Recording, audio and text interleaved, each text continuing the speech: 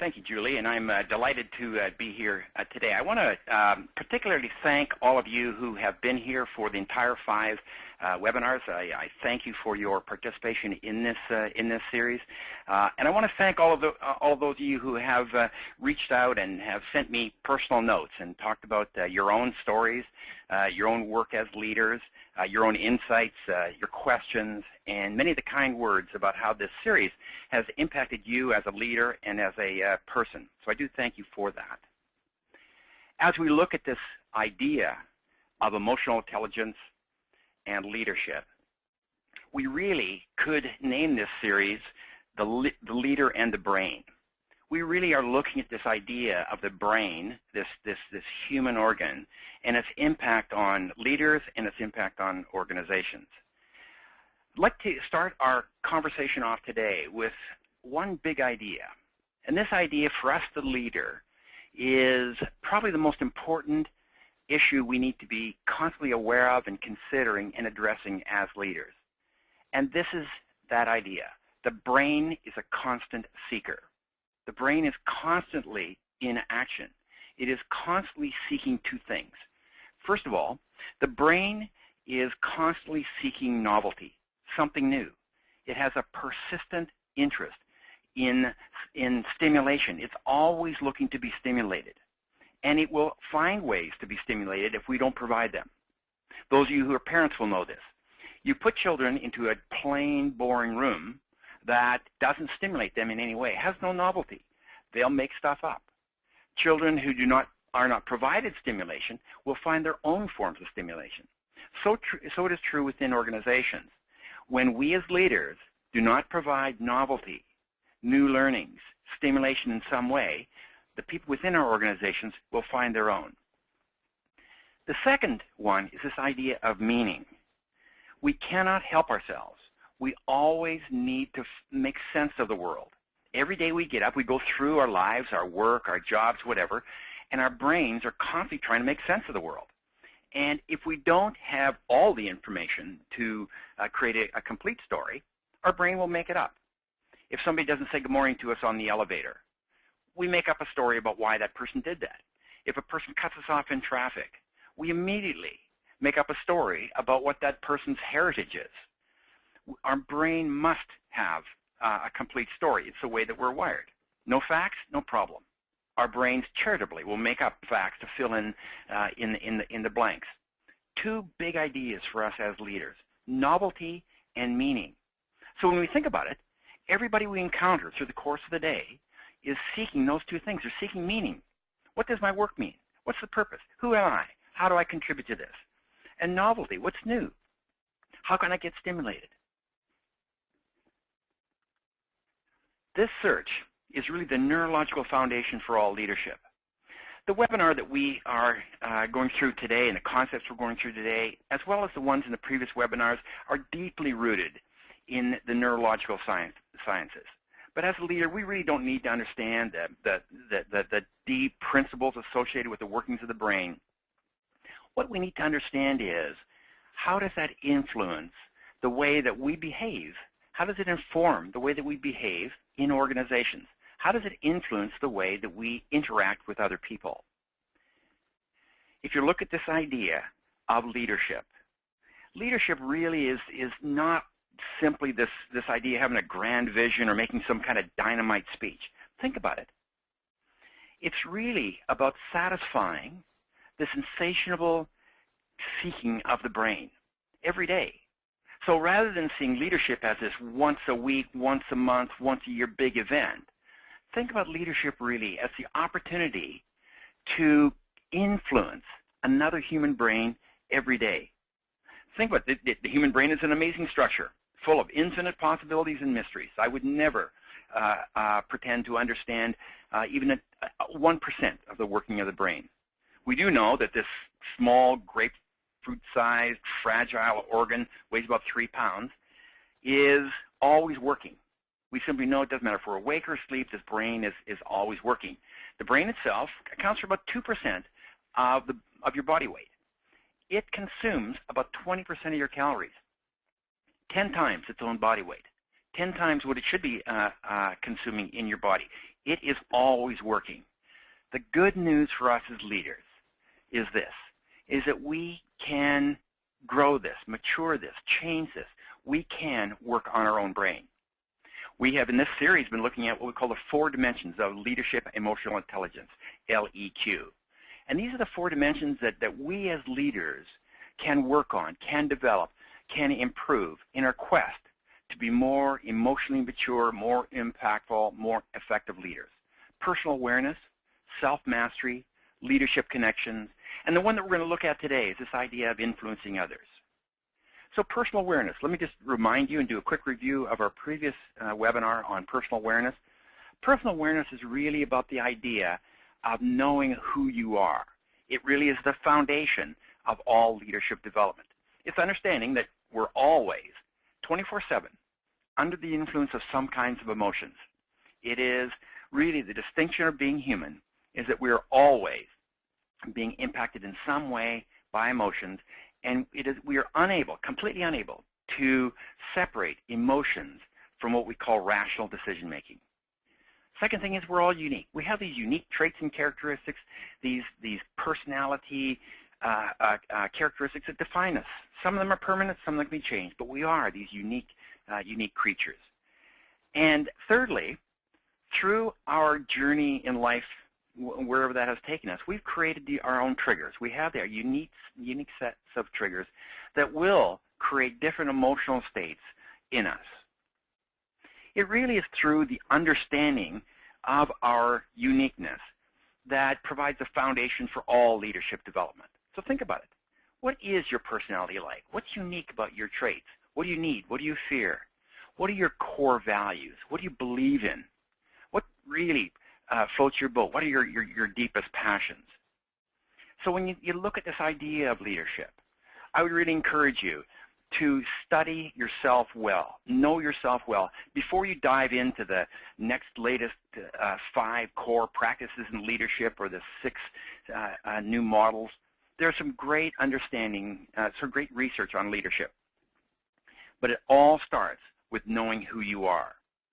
When you look at the idea of leadership, I will freely admit there's some universal, timeless principles of leadership that really we all need to understand and look at how we apply in our teams and organizations.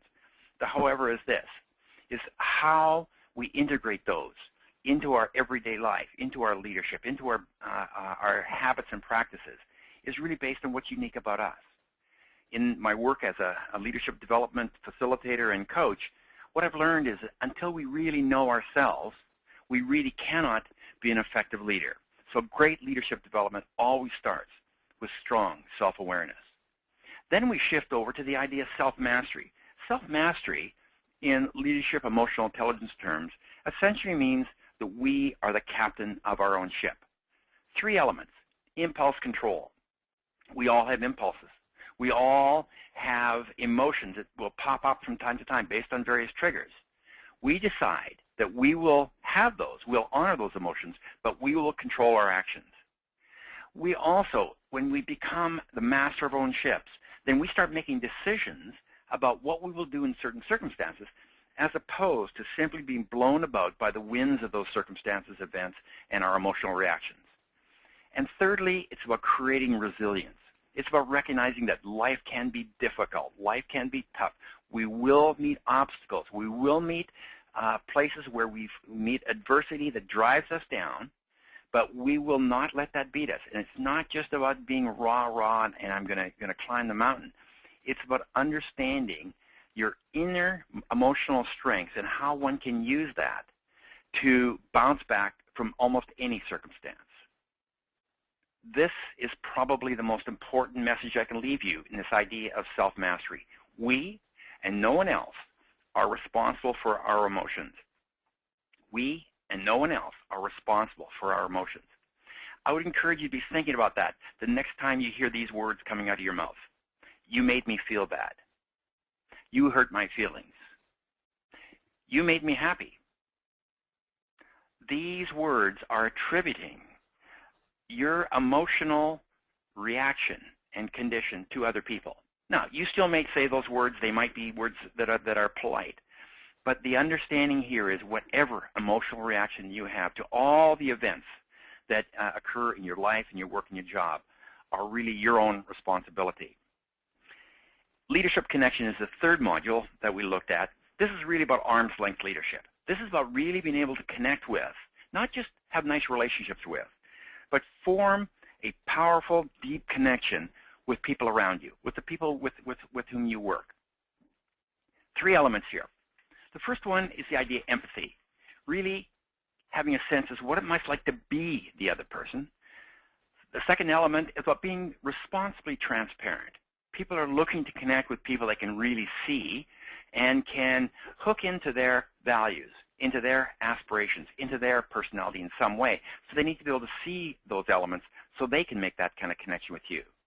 And lastly, especially as a leader, it's about being of true service to other people. This idea of empathy, several of you wrote in and shared your experiences on that, so I did want to just mention that in a bit more depth. The idea of empathy, I find often for those of us who are leaders, we take a superficial approach to the idea of empathy, and we often define it as really getting to know other people. If you look around at the great emotionally mature leaders, they go beyond that. It's not just they know others. They actually can put themselves in their shoes and temporarily feel as they feel, think as they think, see what they see, even believe what they believe. You know, it's a very powerful process to be able to temporarily put yourself really into another person's shoes. But in the entire suite of emotional intelligence competencies, probably is one of the most important. So today, this is my favorite part of LEQ, of Leadership Emotional Intelligence, primarily because this is the place where I believe the rubber really hits the road. This is the place where we look at influencing others. Do we really have a positive impact in our organizations? Do we matter? If you look around yourself in the organization, what is the evidence that you really are having a positive influence on others? I really believe that we as leaders are judged by only one thing. We're judged by the performance and behaviors of other people. So the question is this, do other people in the organization, are they more aligned, more engaged, more committed, more innovative, more productive because of us in some way? Is that evidence out there in the organization? So in emotional intelligence terms, there's three elements. Number one, optimism. Number two, confidence. And number three, inspiration. Now, I'm going to speak about each one of these three here today. But when you look at them as a complete collage, think about the leaders that you know that have this strong sense of optimism, strong sense of confidence in themselves and confidence in us, and then they can put that together into an inspirational way. Are these not the leaders that have true impact and influence in our organizations today? I have a question for you, especially those of you who are formal leaders. In our day-to-day work, we come and go, we meet with people, we go into meetings, we make all kinds of different connections with other people. Here's the haunting question for all of us. Is the room better when you enter or leave? The question of influence is that simple and many times that challenging. When we come into the room, do we add positive energy? Are people feeling better about, not only you, are they feeling better about themselves? Are they feeling better about the work? Are they feeling more charged? Are they feeling more responsible, more accountable, more connected to the work? Or when you come into the room, is there a black cloud that comes in with you? Do you lead with criticism? Do you lead with negativity? Do you suck the energy? Do you suck the air out of the room? Now, quite frankly, we as leaders are not particularly accurate judges of this. And so I would encourage you to continue asking people, seeking feedback, asking for input as to what happens when you enter the room. And I mean that's metaphorically. And what happens when you leave the room. Optimism, the first dimension of this idea of influencing others. And this is not just about having a sunny disposition, as attractive as that might be. It's really about having the mental discipline and the mental condition to guide all of your work. It is actually rooted in a lot of science. There's during the 1980s, a researcher named Martin Seligman researched optimism and looked at its effect on people's actual performance, on the way that people actually performed in organizations. One of his greatest discoveries was presented he did some research on insurance salespeople. He convinced an insurance company to hire people who passed his optimism test but failed on standard IQ tests. So they scored lower than average on standard IQ tests but high on optimism tests. He compared their sales to those of the salespeople who were hired based on standard tests only. Fascinating. In the first year, his group's sales were 21% higher than others. In the second year, their sales reached 57% higher than the others. The clear conclusion of his research, and this is supported by extensive research since that date, was that optimistic people handle adversity and rejection better than others. And anybody who works in an organization today will know that rejection and adversity are constant companions in any organizational work. They were able to handle this rejection and adversity better than others, and are therefore we're more likely to succeed. So optimism is not just about having a sunny disposition. It's about seizing the power of that mood. It's actually about choosing to be optimistic. Those of you who lead organizations, and we are quite honored to have several very senior leaders on this webinar today.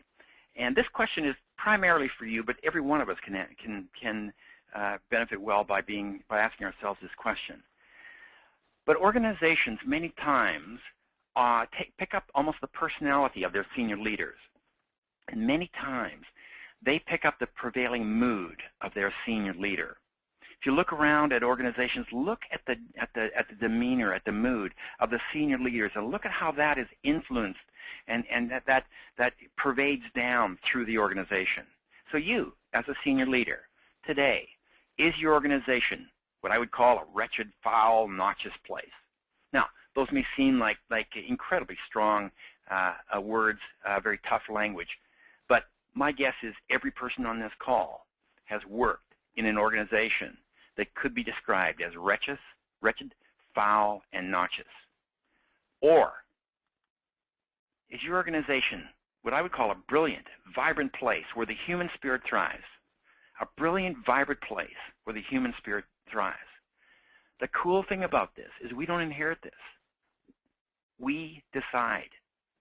Those of us who are leaders need to recognize the power of our moods, the power of our demeanor, and the power that optimism brings into the organization.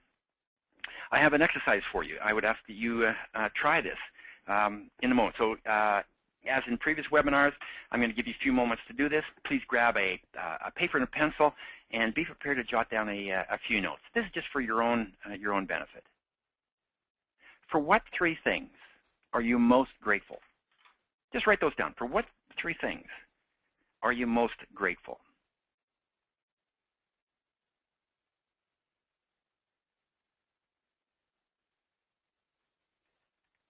Thank you. Now, I had you share that very brief exercise or participate in that very brief exercise to give you a moment of optimism, to give you a sense and experience of what you might be most grateful for, but at the same time get a sense of optimism that accompanies that. The question for all of us then is, how often do we remind ourselves about what we should be most grateful for? How often do we remind others? The language of optimists includes words like fortunate, blessed, thankfulness, gratefulness. So as you think about your role as a leader, how often do you look for yourself personally as to what are you thankful for? In what ways do you feel very fortunate? In what ways do you feel blessed to be in your role in your particular organization at this particular time? Then how often do you use that to actually fuel your mood And then how often do you share that with others in your organization? Learned optimism for the leader. As I'd mentioned before, optimism is really not about simply having a sunny disposition. It's not about being kind of naturally Pollyanna-like. It's about choosing to address your world and deal with your world in a way that constantly creates an optimistic bias. Now, what's really interesting about this is that it rarely is about how we handle the great events that occur in our work. It's very easy to be optimistic when sales are skyrocketing. It's very easy to be optimistic when we make a great breakthrough or a great discovery. When we win the gold medal, this is easy to be optimistic. How we learn this idea of learned optimism is to really deal with adversity in a special way. And again, these three things I'd like to share with you are influenced by Martin Seligman's work again. And I'd like you to be thinking about this. How do you really deal with adversity? And with these three behaviors, be habits for you. First of all, recognizing that it is not permanent. Whatever it is not permanent. It will bounce back. It will change. The market will change. The situation will change. The environment will change. Whatever it is, whatever the adversity is only temporary, and it is not permanent.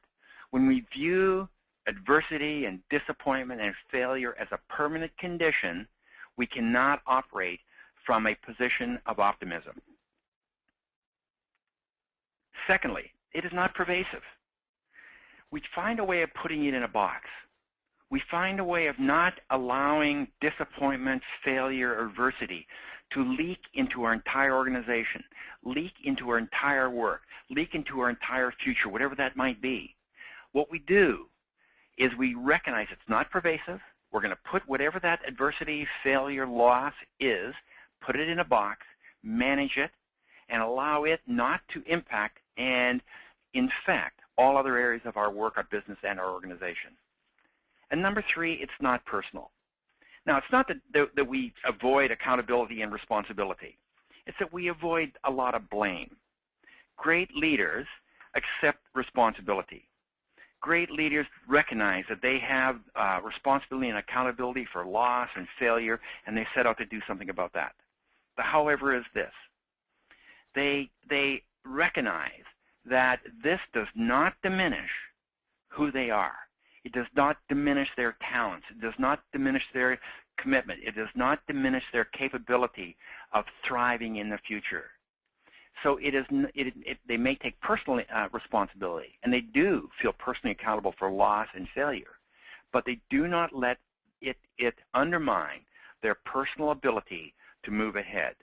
These are the three big ways that leaders learn optimism. Second one is the idea of confidence. And when I use confidence in this context, I'm talking about two things. I'm talking about confidence in oneself and confidence in others. Think about it this way. How many leaders have you worked for who haven't had real strong confidence in themselves? Boy, that's a tough road to walk down. If you're working with a leader that really doesn't feel strong enough to get out in front and walk down that road. How many leaders have you also worked for who felt very confident in themselves, but maybe in very subtle ways indicated they weren't so confident in everybody else? That's also a tough road to walk down. The great leaders signal every day in all kinds of ways, big ways and small ways. They signal confidence in themselves and confidence in others, no matter how large the hurdle is, no matter how difficult the journey is. Here's another exercise. How much time do you really take thinking about what you're really good at? Again, grab a paper and pencil and answer this question if you would, please. What three things can you do better than most anyone else? What three things can you do better than most anyone else?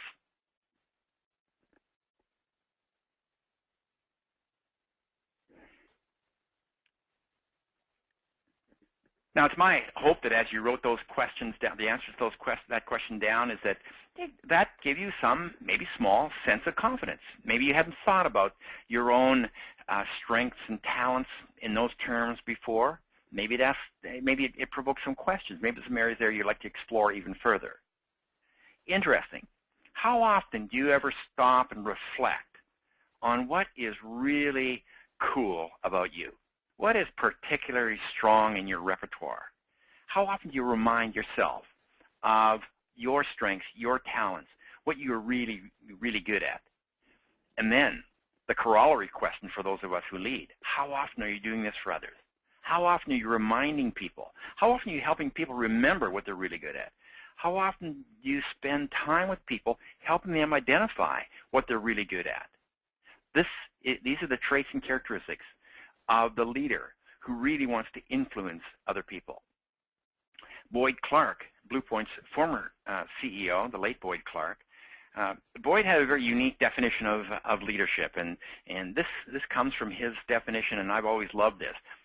It is only a few words, but it's a very, very deep concept. Leadership, at its core, is an act of faith in others. Think about that. Leadership, at its core, is an act of faith in others. Is that not the ultimate expression of confidence? If you have faith in others, it means they haven't necessarily proven everything to you. If somebody has proven that they are the best brick builder in the world, if they're the best mason in the world, it doesn't take much faith. Faith is when they have not yet proven that, but through our leadership, we help them function in that way, by that expression of faith. This is true confidence from the leader. Before we move into the third and final segment on inspiring, I did want to share with you some research that continues to grow, and these are what I call the two big enemies of confidence and optimism. And I would encourage each one of you to consider these two enemies and what place they play in your lives. And if you're interested in doing any research on it, there's extensive research about how these two enemies are really undermining the confidence and optimism of leaders today. And in my view, it is probably getting worse. The two big enemies of confidence and optimism are stress and sleep deprivation. Stress and sleep deprivation. The reason I share this with you is that I'm an executive leadership coach. I get to work on a one-on-one basis with some of the most wonderful men and women leading our major corporations here today. And I have discovered in the work that I do with them these two elements as being near pervasive, especially in senior leaders today. So I'm not going to spend a lot of time discussing the potential antidotes here. I'll leave that to you and your own counselors or own coaches. I would really encourage you to be thinking about this, though, is that you can be doing everything else right as a leader, being deeply committed to your organization, spending the time doing communication that you know you need to do. But if you're not looking after yourself, if you have constant stress in your life, and if you have sleep deprivation in your life, then that will naturally undermine, and probably you're almost powerless against that, undermine your ability to express confidence in yourself and others and to have an optimistic bias in the organization. Inspiring.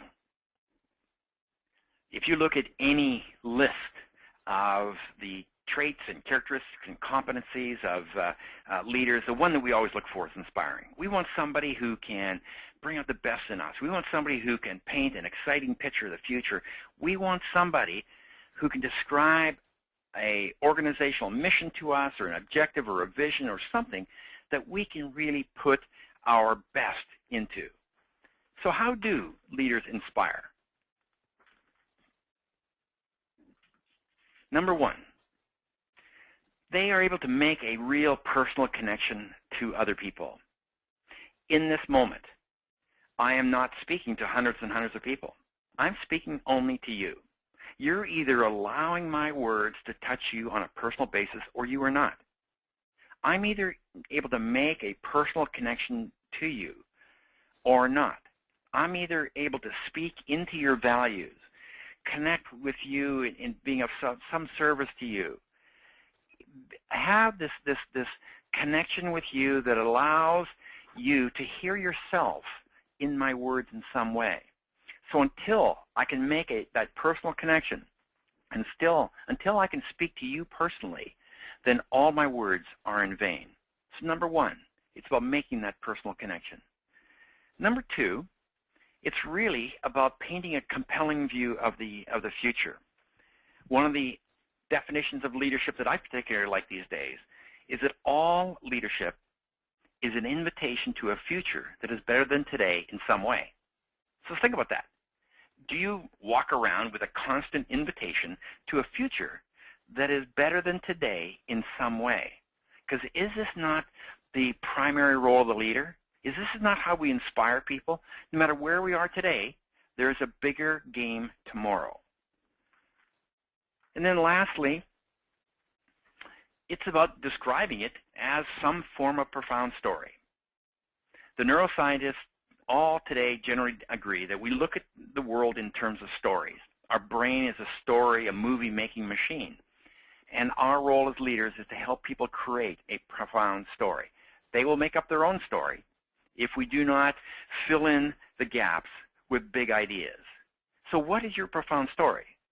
Do people in your organization, do they see themselves as having a major role, a starring role in a profound story?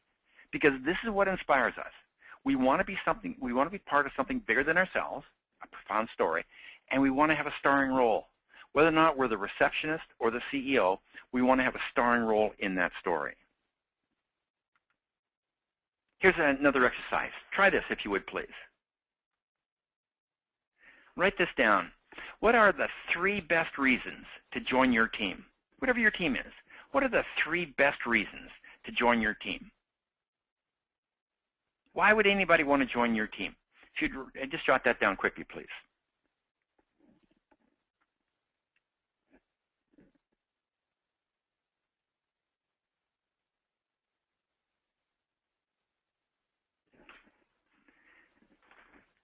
So here's my follow-up question to you. Do people know these 3 reasons? Do you weave these into your communications every day? Do you use these as a basis for making personal connections with other people? Do these 3 reasons form the fabric of your story for your team or your organizations? Would these three reasons be known and shared by others in the organization? My guess is that if you spend some time to decide on, determine, identify these 3 best reasons to join your team, and if you find a way to constantly communicate these into your organization, and maybe outside of your organization, you will lift your ability to be inspiring tenfold. We are inspiring when we make a personal connection with people. We're inspiring when we invite them to a future that is better than today. And we're inspiring when we're able to weave that together into a profound story. As we wrap up our conversation today, I do want to share with you just a couple of other ideas. One is this idea of neurogenesis. And neurogenesis is a field of study, and it's a phenomenon that is really quite cool for those of us who want to continue to thrive and learn and grow in life and in leadership. And neurogenesis is essentially this idea that our brains will regenerate themselves. We will create actually new neural cells, and our brain will in fact grow bigger. It will grow better and will continue through our lifetime. Neuroscientists are finding out that as we age, parts of our brain become less important, but we still have the capacity to grow. The problem is this is strengthened by diet and exercise. Again, all kinds of evidence tells us this. The better our diet, the better our exercise, the smarter we are. There's a very, very direct connection. Those of you who are leaders recognize you lead with your brain and you lead into other people's brain. If you look after your brain, you become a better leader. Diet and exercise. And again, it's weakened by prolonged sleep loss. And the reason I share this with you is because of travel schedules, electronic stimulation, and a number of other things that are endemic in our personal lives these days. Prolonged sleep loss appears to be one of the most serious detractors from emotional intelligence growth.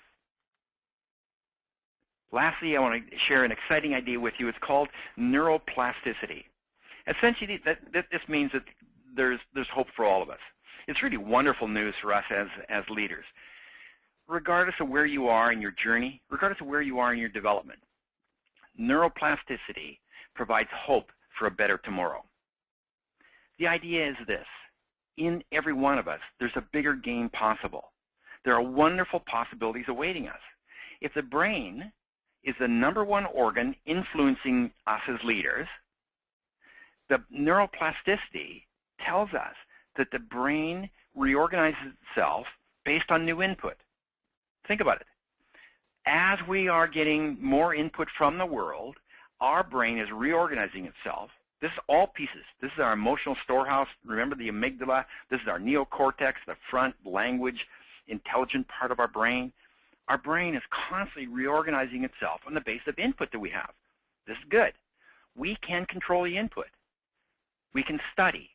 We can expose ourselves to new ways of thinking. We can expose ourselves to positive people and positive ideas. We can rewire our brain. Good news. Second good news is we as leaders can help people, other people, reorganize and rewire their brain as well. Nothing is permanent. No condition is permanent. No relationship is irreparably damaged. No attitude is always negative. It does not need to be. No relationship can be unrepaired. No condition that exists in the human mind has to go on forever.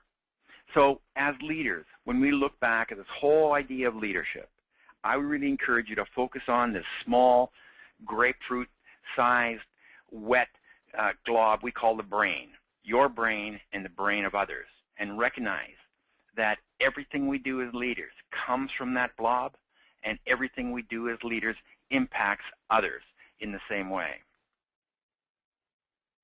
Coming back to this idea of LEQ, leadership emotional intelligence, 4 big ways that you can accelerate your development as leaders. Number 1, become increasingly more self-aware. Be always looking for and open to feedback. Be always looking for new aspects of your own personality. Spend time in reflection. What you really believe in. What is really most important to you? What are you really good at? What are your talents? Secondly, become the captain of your own ship. Learn how to master your emotions in the moment. Leadership, interaction with other people is an ongoing process. Within an hour of this conversation, you'll be interacting with somebody else. When you interact with that person, you will have an emotion. My encouragement to you is to use that as an opportunity to master your emotions in the moment. Thirdly, practice making deep connections every day. Leaders who cannot connect with other people cannot lead. If you cannot make this human-to-human connection with other people, you cannot lead. And the deeper the connection, the bigger the pipe between you and this other person, the more opportunities you have to lead. And lastly, create a habit of being confident, optimistic, and inspiring. Make this a habit. Every day when you enter into the system you are, the team, the organization, the community, what are you doing to exhibit confidence? What are you doing to exhibit optimistic, and how are you inspiring others? I want to thank you for your attention and participation in these 5 webinars. It's been a delight to spend this time with you. If I can ever be of service to anybody who's on this call, please give me a call. Please send me an email. I thank you again for the many people who have sent me emails sharing your personal experiences and questions. I would encourage you to continue to do so. I will now turn the webinar over to Julie Henry. Thanks, Greg. Many of you were with us for all 5 webinars in the series, but in case you missed any of them, we do want you to know that you can access a recording of the webinars on our website at bluepointleadership.com. And now it's my pleasure to welcome Bryn Meredith to join us. Bryn is Bluepoint's Chief Operating Officer, and he has a special opportunity to share with all of you. Welcome, Bryn. Hi, thank you, Julie, and hi to everybody online. First of all, on behalf of everyone at Bluepoint, I would like to say a big thank you to Greg and Julie for all their hard work these past 5 months in presenting this webinar series. Even though I am, of course, biased, I do think it's fair to say that this has been a terrific series, and based on the many comments we have received, you would all agree. Over 2,000 people have tuned in, and we appreciate all the kind feedback and comments you have sent us. Comments have included things like, best webinar I've ever attended, great content, great presentation, thank you, this was the most professional, helpful webinar we have seen, and everyone in our office tunes in. So, and there's many, many more. So again, Greg and Julie, thank you, and thank you also to our design team who put in some tremendous hard work to produce the 5 slide decks that accompanied the five webinar series. One common question that has been raised by a large number of you is there any way that you as an individual can attend a Leader Within workshop? And I'm pleased to say the answer is yes. This fall we have 3 open enrollment Leader Within workshops on our schedule, and you can see the 3 dates on the slide here on the screen right now. Seattle, September the 17th and 18th. In New York on September the 25th and 26th. And then in Atlanta on October the 1st and 2nd. These open enrollment sessions are ideal for 2 categories of people. For individuals who want to basically simply increase their own leadership, emotional intelligence, and secondly for HR professionals who are interested in bringing the workshop in-house and would like to sample the workshop first. In recognition of all of you who have been with us for these past 5 months, we'd like to offer 2 things. One, as you can see, the regular typical cost for a 2-day workshop per person is $1,595, and we'd like to offer that to anybody who's been attended any of the webinar series or any of your colleagues for a reduced fee of $1,295, and this is good until June the 30th. And secondly, we will not open this registration up to the general public either until after June the 30th. Spaces are limited to 24 people per workshop, and as I said, we've had over 2,000 people on the webinar series, so we anticipate these sessions will fill up quite quickly. There's a registration link here at the bottom that you can go to register. HTTP, as you'll see, www.bluepointleadership.com/public-TLW. We'll just leave that up there for a moment so that you can make a note of that. And if you go to that link, you can register straight away. And if you have any difficulties or have any questions, I believe you've got Julie's or Greg's email, and they'll be happy to answer any of those questions for you. So thank you very much for that, Julie, and thank you again for everybody for listening, and thank you, Greg.